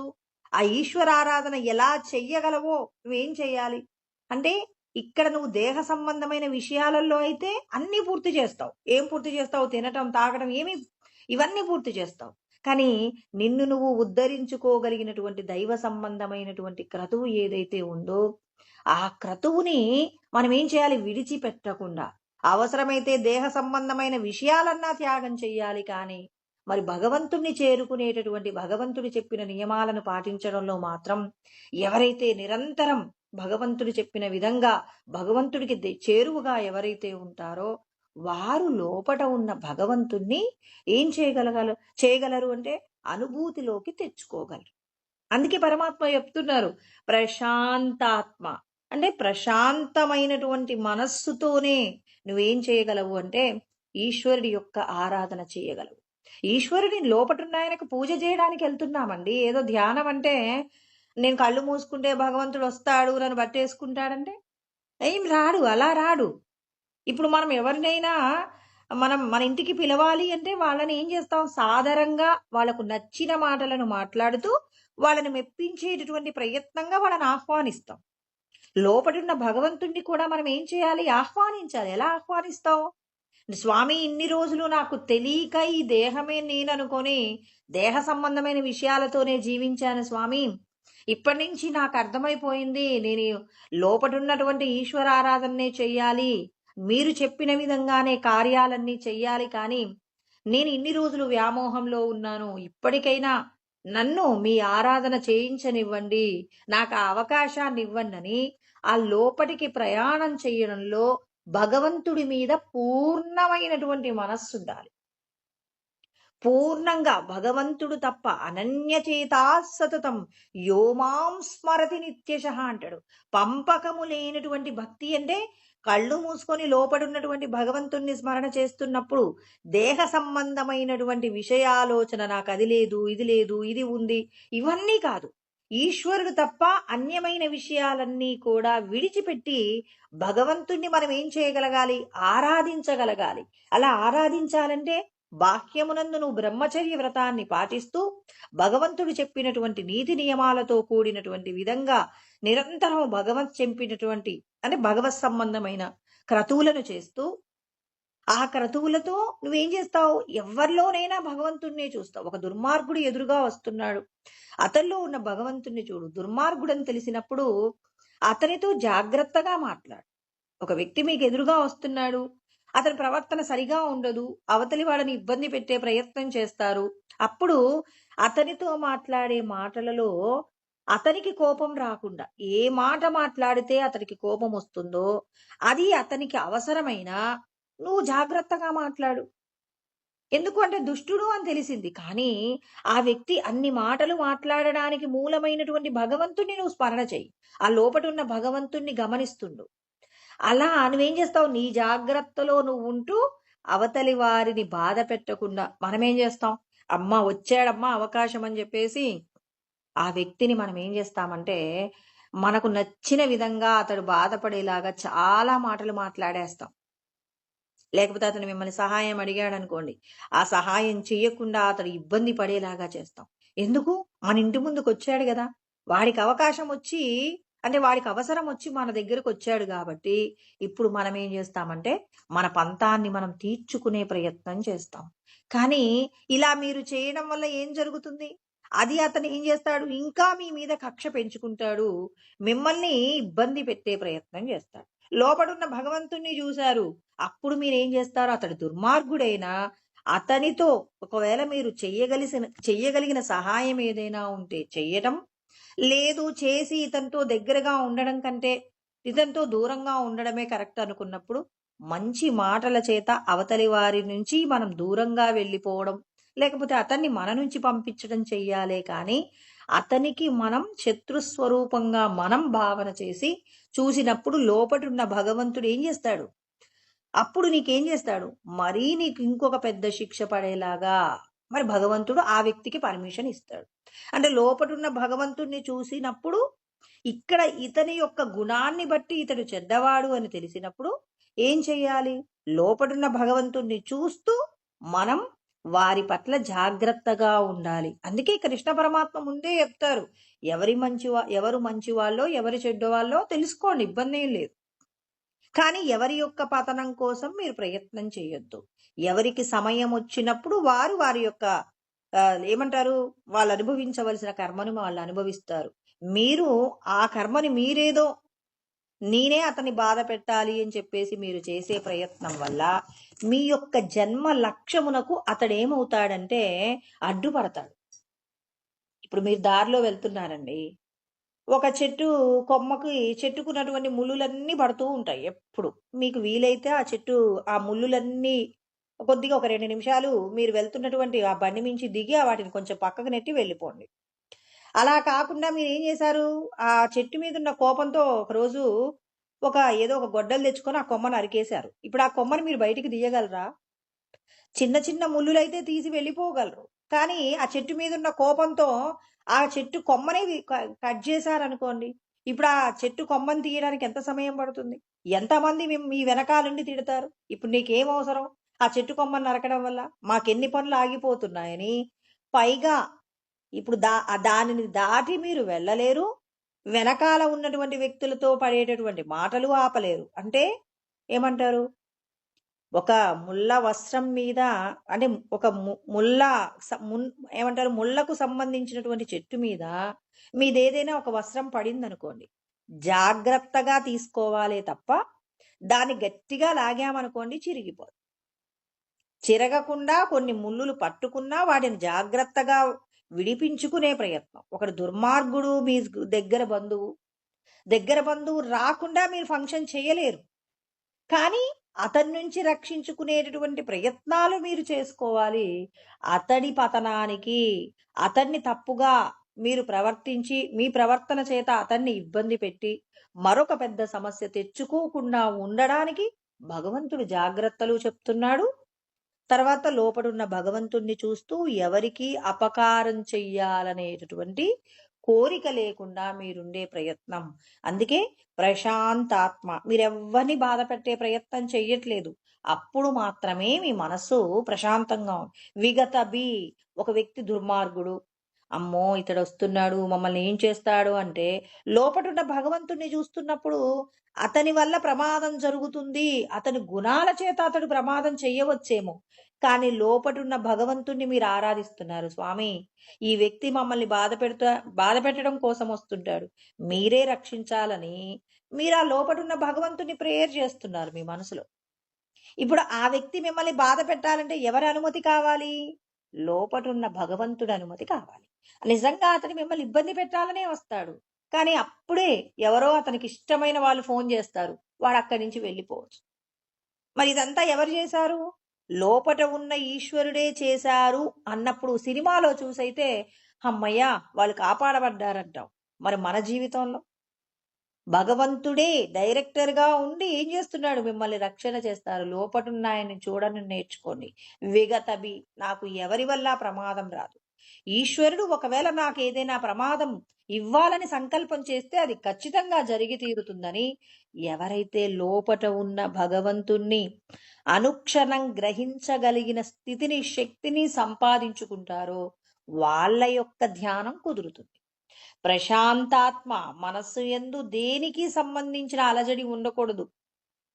నాకు అది లేదు, ఇది లేదు, అయ్యో నేను ఎటు వెళ్తానో, నా పరిస్థితి ఏంటి, నేను ఒకవేళ ఈ రోజున చనిపోతే నా కుటుంబం పరిస్థితి ఏంటో, ఎవరు లేకపోయినా కొనసాగుతుందండి. మనం ఏం చేస్తాం? భ్రాంతి చేత మనం నేను లేకపోతే వీళ్ళ పరిస్థితి ఏమిటి అని చెప్పేసి మనమే అనవసరంగా ఆలోచిస్తాం. కానీ భగవంతుడు అంటున్నారు, మీరు ఈ శరీరం తీసుకొని ఈ శరీరంతో చెయ్యవలసినటువంటి మీ జీవన లక్ష్యం ఏంటో గుర్తుపెట్టుకో. ఆ లక్ష్యం కోసమే మీరు ప్రయత్నం చెయ్యాలి తప్ప ఇక్కడ ఈ దేహ సంబంధమైన విషయాలన్నీ నావి అనుకుంటూ ఎవరైతే వాటి పట్ల మమత్వాన్ని, రాగాన్ని కోరుకుంటారో అలా కోరుకున్నటువంటి వారు చాలా కష్టపడతారు అంటున్నారు. మళ్ళీ మళ్ళీ శరీరాలు తీసుకోవాలి. శరీరాలు తీసుకోలేనటువంటి స్థితి ఎవరికి కలుగుతుంది అంటే భగవంతుడు మనందరికీ చెప్తున్నారు, నీ లోపట ఉన్నటువంటి బ్రహ్మమే ఈ సమస్త సృష్టికి కూడా ఆధారం. అది మనం ఎలా నమ్మగలం? ఇవాళ నాకు కలుగుతున్నటువంటి ఏమంటారు, ఎవరి మీదనో నాకు ద్వేషం ఉందండి, లేకపోతే ఎవరి మీదనో ప్రేమ ఉంది. ఈ రాగము, ద్వేషం అనేటటువంటి విషయాలు మనల్ని ఏం చేస్తుంటాయంటే ఎప్పటికప్పుడు కూడా మనల్ని ప్రమాదంలో పడవేస్తాయి. ఈ జరుగుతున్న విషయాలు అబద్ధమని ఎలా చెప్పగలం? శ్రీరామచంద్రుడు కూడా వశిష్ఠుడిని అడుగుతాడండి, ఈ జరుగుతున్నటువంటి విషయాలన్నీ కూడా అబద్ధమని ఎలా చెప్పగలరండి అంటే అప్పుడు వశిష్ఠుడు అంటాడనమాట, నిజమే. ఏంటి అంటే మనం కలగంటామండి. స్వప్నంలో కన్నటువంటి కలలు ఒక్కొక్కసారి వాటి యొక్క ఉనికి మనం మేల్కొన్న తర్వాత కూడా గుర్తుంటాయి. అవునా కదా? అవన్నీ మనకి గుర్తుంటాయన్నమాట. అలా గుర్తుండి వాటి గురించి మనం ఏం చేస్తాం, అప్పుడప్పుడు మాట్లాడుకుంటాం. నాకు పలానా రోజున పలానా కళ వచ్చింది. అంటే మనకు బాగా ఇష్టమైనటువంటిదో లేకపోతే మనల్ని ఏదైనా బాగా కష్టపెట్టినటువంటి కళ ఏదైనా ఉంటే దాని యొక్క ఉనికిని మనం ఏం చేస్తాం, అప్పుడప్పుడు గుర్తిస్తాం. ఇక్కడ వశిష్ఠుడు మనందరికీ చెప్తున్నారు, ఎలాగైతే స్వప్నంలో జరిగినటువంటి విషయాలు స్వప్నం ఉన్నంత వరకు కూడా సత్యంలాగా ఉంటాయి, జాగ్రత్త అవస్థలోకి రాగానే అదేమవుతుంది, అబద్ధంలాగా అనిపిస్తుంది. అంతే కదా, అబద్ధంలాగా అనిపిస్తుంది. ఇప్పుడు మనం జాగ్రత్తలో ఉన్నప్పుడు స్వప్నము అసత్యమైనప్పుడు, స్వప్నంలో ఉన్నప్పుడు జాగ్రత్త అవస్థ కూడా అసత్యమే. అంటే ఇప్పుడు మనం నేను నిద్రపోతున్నాను, కలగంటున్నానండి. ఆ కలగంటున్న సందర్భంలో నేను ఫలానా అనే విషయం మనం మర్చిపోయామా లేదా? ఆ కలలో ఇప్పుడు నేను కాదు, ఒక బీదవాడు ఉన్నాడండి. అతడు ఒక రాజుగా స్వప్నంలో కలగంటూ ఉన్నాడు. ఎంతో మందికి దాన ధర్మాలు చేస్తున్నాడు. ఎంతో గొప్పదైనటువంటి జీవితాన్ని గడుపుతున్నాడు. అప్పుడు అతనికి తన పేదరికం గుర్తొచ్చిందా? గుర్తుకు రాలేదు. ఇప్పుడు అతను మళ్ళీ కలలో నుంచి బయటకు వచ్చాక ఇప్పుడు ఏమైంది? ఆ కలలో నుంచి బయటికి వచ్చిన మరుక్షణం ఇదంతా కల, నేను పేదవాడిని కదా అనుకుంటాడు. కలలో ఉన్నప్పుడు ఒక పేదవాడికి సహాయం చేశాడు. మళ్ళీ జాగ్రత్తలోకి వచ్చిన తర్వాత తన యొక్క బీదరికాన్ని చూసి బాధపడ్డాడు. అంటే స్వప్నము ఎప్పుడు సత్యంగా ఉంది? జాగ్రత్త అవస్థ లేనప్పుడు సత్యం. మరి జాగ్రత్తావస్థలో మనం స్వప్నంలో కన్నటువంటి కలలన్నీ కూడా అసత్యం. ఇవన్నీ అంటే ఇక్కడ మనం ప్రతిదీ విచారణ చెయ్యాలి. విచారణ చెయ్యకుండా నేను భగవంతుడిని చేరుకుంటాను అంటే లేదు. వివేకంతో కూడినటువంటి విచారణ చేస్తూ ఏది సత్యమో, ఏది అసత్యమో విచారణ పూర్వకంగా అనుభవంలోకి తెచ్చుకున్నప్పుడు మాత్రమే మనం భగవంతుడిని చేరగలిగినటువంటి ప్రయత్నంలో ముందుకు పోతామనమాట. అందుకే ఆయన అంటున్నారు, ఇప్పుడు ఎప్పుడు ఒక వ్యక్తి యొక్క ఏమంటారు, నిన్న జరిగిన విషయాలండి. నిన్న జరిగిన విషయాలన్నీ కూడా ఇవాళ మనకేమయ్యాయి? స్వప్నమే అయ్యాయి గదా! నిన్న జరిగిన విషయాలు ఇవాళ మనకు స్వప్నం. ఈ జీవుడు ఈ శరీరాన్ని వదిలిపెట్టాక, అంటే ఒక వ్యక్తి మరణించాడు. మరణించిన తర్వాత ఈ దేహానికి సంబంధించి తను పుట్టినప్పటి నుంచి తాను మరణించేంత వరకు జరిగిన విషయాలన్నీ జరుగుతున్నప్పుడు నిజంలాగా అనిపించాయి. ఎప్పుడైతే ఆ శరీరాన్ని విడిచిపెట్టాడో, విడిచిపెట్టిన తర్వాత తనకవి స్వప్నమే. అందుకే మనకు ప్రతిరోజు రాత్రి నిద్రపోయి పొద్దునే లేవగానే రాత్రి నిద్రలో ఎటువైపు వెళ్తున్నాం మనము అనంటే మనందరం మన ఇంటికి వెళ్ళిపోతామండి. మన ఇంటికి మనం వెళ్ళిపోతున్నాము అంటే మన యొక్క స్వస్థలానికి మనం వెళ్ళిపోతున్నాం. వెళ్ళిపోతున్నప్పుడు ఈ దేహ సంబంధమైన విషయాలన్నీ నీకేమవుతున్నాయి? స్వప్నములుగా మారిపోతున్నాయి.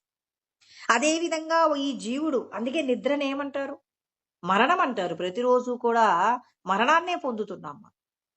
మరణాన్ని అందుకే కదండి నిద్రపోతున్న వ్యక్తిని చచ్చిపోయిన శవంతో సమానం అంటారు కదా. అది మనందరి యొక్క అనుభవంలో ఉన్నదే కదా. మరి మన అనుభవంలో ఉన్నది శాశ్వతంగా ఈ శరీరాన్ని మనం విడిచిపెట్టి వెళ్ళిపోయినప్పుడు అప్పుడు కూడా అదేమవుతుంది అని అంటే ఈ దేహానికి సంబంధించిన విషయాలన్నీ స్వప్నము మాదిరిగా ఇవి నీకేమీ కూడా ఉపయోగపడవు. కానీ వాటికి సంబంధించినటువంటి విషయ వాసనలు ఏవైతే ఉంటాయో ఆ వాసనలు మళ్ళీ ఇంకో శరీరాన్ని పొందడానికి, ఇక్కడ మనం చేసిన పాపపుణ్య కర్మలు మనం స్వర్గాది లోకాలకు, నరకాది లోకాలకు వెళ్ళడానికి ఉపయోగపడతాయి. కృష్ణ పరమాత్మ ఏమంటారు మనల్ని? ఇవన్నీ స్వప్నమే, ఇవన్నీ జరిగి తీరవలసినే. జరిగి తీరవలసినటువంటి విషయాల పట్ల ఆసక్తితో ఉన్నంత కాలం ఈ ఆసక్తి ఏమవుతుంది? మిమ్మల్ని పుణ్యమో పాపమో చేయించేలాగా చేస్తుంది. ఆ చేసినటువంటి ఆ పుణ్యము పాపము అనేది మిమ్మల్ని ఏం చేస్తుంది? మరి మిమ్మల్ని స్వర్గాది నరకాది లోకాలకు తీసుకువెళ్ళడమే కాదు, మళ్ళీ సంసారం అనే సాగరంలో పడడానికి మీకు హేతు అవుతూ ఉన్నాయి. అందుకని మీరేం చేస్తారు? జరుగుతున్న దాని పట్ల ఏదైనా ఇది ఖచ్చితంగా అనుభవించి తీరవలసిందే అని చెప్పి, పిల్లవాడు స్కూల్కి వెళ్తాడండి, వాడు హోంవర్క్ చేయలేదు, వాడు ఏం చేస్తాడు? ముందే నిర్ణయించుకొని వెళ్తాడు, టీచరు ఈరోజు నేను హోంవర్క్ చేయలేదు కాబట్టి తప్పకుండా కొట్టొచ్చు. టీచర్ ఒకవేళ మంచి ఏదైనా పాఠం చెప్పేటటువంటి లెసన్ చెప్పడంలో సీరియస్గా ఉన్నారనుకోండి, హోంవర్క్ గురించి అడగదు, నేను బతికిపోతాను. ఒకవేళ టీచర్ కనుక ఇవాళ మా నోట్స్లన్నీ చెక్ చేస్తే మాత్రం నా పని అయిపోతుందని చెప్పేసి పిల్లవాడ ఏం చేస్తాడు? నిర్ణయించుకొని ఉంటాడు. ఇంకా నిర్ణయించుకున్న తర్వాత వాడు ఏం చేసేది లేదు. భగవంతుడు కూడా అంటున్నారు, మీరందరూ కూడా మీ మీ కర్మలు ఎవరెవరితో అయితే మీరు అవమానింపబడాలో, ఎవరెవరితో అయితే మీరు సంతోషాన్ని పొందాలో ఇవన్నీ నేను నిర్ణయించాను. నిర్ణయించిన వాటిని మీరేం చేస్తారు? నిమిత్త మాత్రం భవసవ్యసాచిని అంటారు. నిమిత్త మాత్రంగా ఉండండి. మీకు ఏది సంప్రాప్తిస్తే దాన్ని అనుభవించండి. దాని పట్ల తాదాత్మ్యత లేకుండా ఉండడమే దీనికి గొప్ప పరిష్కారము. అందుకే ఇలా ఉంటూ మీ లక్ష్యం గుర్తుపెట్టుకోండి. నేను ఇవి చెయ్యవలసిన కర్మలే అని చెప్పి చేస్తూ మీ లక్ష్యం కోసం మీరు అధికంగా పని చేయండి. ఆ అధికంగా చేసే పనేంటి? ఇతరులకు ఉపకారం చేయడం. ఆయన చెప్పాడు కదా, ఏతాన్యపితు కర్మాని సంగం త్యక్త్వా ఫలాని చ కర్తవ్యానీతి మే పార్థ నిశ్చితం మతముత్తమని 18వ అధ్యాయం 6వ శ్లోకంలో చెప్తారు. యజ్ఞము, దానము, తపస్సు ఇవన్నీ మీరు ఖచ్చితంగా చేర్చి ఏమంటారు? చేసి తీరవలసినవి. చేసి తీరవలసినటువంటి కర్మలు మీ బాధ్యత. అంటే దేహ సంబంధమైన విషయాలలో మీరు ఎవరెవరితో కలిసి ఉంటున్నారో వాళ్ళకు సంబంధించి ఆయా కర్మలు నిర్వర్తిస్తూ ఏం చేయాలి? యజ్ఞము, దానము, తపస్సు అనేటటువంటి విషయాల పట్ల మీరెప్పుడు కూడా వేటిని విడిచిపెట్టకుండా నిరంతరం మీ మనస్సు యందు నాది అనేటటువంటి భావన పోయేంత వరకు ఈ లోకమంతా కూడా ఆత్మస్వరూపమే అనేటటువంటి విధంగా మన మనస్సు నిర్మలమయ్యేలాగా ఏం చేయాలి? సత్కర్మలు చెయ్యడంలో నిరంతరము మన యొక్క బాధ్యతను మనం స్వీకరించాలి. మనకి దేహ సంబంధమైన కుటుంబ బాధ్యతలు ఎలాగో మన బాధ్యత అని స్వీకరిస్తాం గదా! అదే విధంగా లోకోపకార నిమిత్తంగా నువ్వు కర్మలు చెయ్యాలి, సత్కర్మ చెయ్యాలి అనేది కూడా నువ్వు నిర్ణయించుకున్నప్పుడు, నువ్వు అలా లోకానికి ఉపకారం చేస్తూ ఉన్నప్పుడు నీ మనస్సు ఏమవుతుంది అనంటే ప్రశాంతమవుతుంది.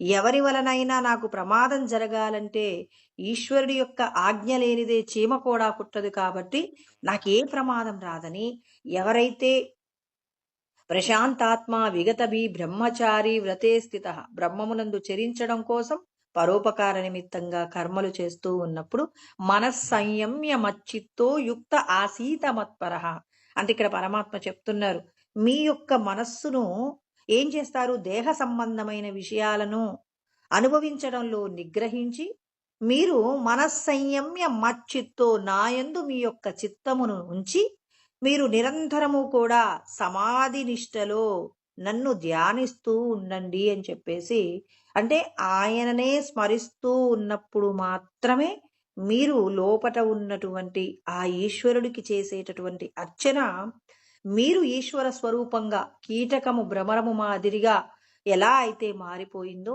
మీరు కూడా భగవంతుణ్ణి మాత్రమే స్మరిస్తూ ఆయనే సృష్టి స్థితి లయకర్త అని చెప్పేసి భగవంతుడి మీద పూర్ణమైన విశ్వాసంతో ఎవరైతే భగవంతుణ్ణి ధ్యానిస్తూ ఉంటారో అలా ధ్యానించినటువంటి ఆ ధ్యానమునందు మీరు ఏదో ఒక రోజున అంటే మనం జాగ్రత్తావస్థలో ఉండి తురియావస్థను అనుభవిస్తున్నామన్నమాట. తురియం అనేది ప్రత్యేకంగా ఉండదండి. జాగ్రత్తలో తురియాన్ని పొందాలి. ఈ భగవంతుడే అన్నింటినీ నిర్వహిస్తున్నాడన్నప్పుడు ఆ భగవంతుణ్ణి నువ్వు కళ్ళు మూసుకొని జాగ్రత్త అవస్థలో ఉండి తురియావస్థను పొందడానికి నిరంతరం పరమాత్మ యొక్క ధ్యానాన్ని చేస్తున్నటువంటి వారికి ఆ ధ్యానమునందు మనం తురియ స్థితిని పొందుతాం. అంటే జాగ్రత్తలోనే తురియావస్థను పొందుతామని అర్థం చేసుకొని యోగులందరూ ఏం చేస్తున్నారు? ఆ తురియావస్థలో బ్రహ్మానందాన్ని పొందుతూ నిరంతరం బ్రహ్మానుభవాన్ని పొందుతూ బ్రహ్మము చేత రమిస్తూ ఉంటారు. కాబట్టి ధ్యానములో మీరన్ని నియమాలు పాటించాలి అంటే శాస్త్రజ్ఞానముతో కూడిన ఆచరణతో ధ్యానము చేసినప్పుడు భగవంతుణ్ణి పొందవచ్చు అని చెప్పి ఈ 2 శ్లోకాలు చెప్తూ ఉన్నారు. రేపు భగవంతుణ్ణి ధ్యానిస్తే ఎటువంటి అనుభూతిని పొందుతాము అనేటటువంటి విషయాల గురించి తర్వాత శ్లోకంలో చెప్పారు. ఓం సహనావతు సహనౌ భునక్తు సహ వీర్యం కరవావహై తేజస్వినావధీతమస్తు మా విద్విషావహై. ఓం శాంతి శాంతి శాంతి.